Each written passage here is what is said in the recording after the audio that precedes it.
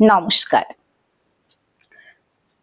কবি সুকুমার রায়ের লেখা কবিতা গোপ চুরি। হেড অফিসের বড়বাবু লোকটি বড় শান্ত, তার যে এমন মাথার ব্যামো কেউ কখনো জানতো? দিব্যি ছিলেন খোশ মেজাজে, চেয়ার খানি চেপে একলা বসে ঝিমঝিমিয়ে হঠাৎ গেলেন ক্ষেপে। আতকে উঠে হাত পা ছুড়ে চোখটি করে গোল, হঠাৎ বলেন গেলুম গেলুম আমায় ধরে তোল।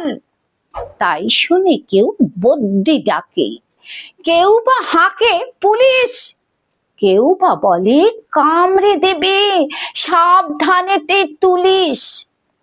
ব্যস্ত সবাই এদিক ওদিক করছে ঘোরাঘুরি, বাবু হাঁকেন ওরে আমার গোপ গিয়েছে চুরি।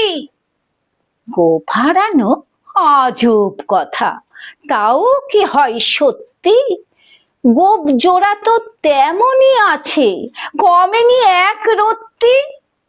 সবাই তারে বুঝিয়ে বলে সামনে ধরে আয়না, মোটেও গোপ হয়নি চুরি, কখনো তা হয় না। রেগে আগুন তেলে বেগুন তেরে বলেন তিনি, কারো কথার ধার ধারি নেই সব বেটাকেই চিনি। নোংরা ছাটা খ্যাংরা ঝাঁটা বিচ্ছিরি আর ময়লা, এমন গোপ তো রাখতো জানি শ্যামবাবুদের গয়লা।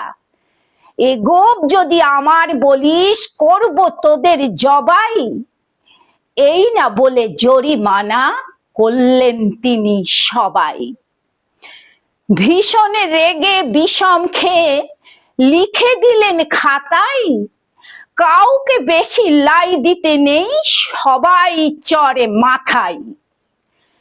অফিসের এই বাদর গুলো মাথায় খালি গোবর, গোপ জোড়া যে কোথায় গেল কেউ রাখে না খবর। ইচ্ছে করে এই বেটাদের গোপ ধরে খুব নাচি, মুখ্যগুলোর মুন্ডু ধরে কোদাল দিয়ে চাচি। গোপকে বলে তোমার আমার, গোপ কি কারো কেনা? গোফের আমি গোফের তুমি, তাই দিয়ে যাই চেনা।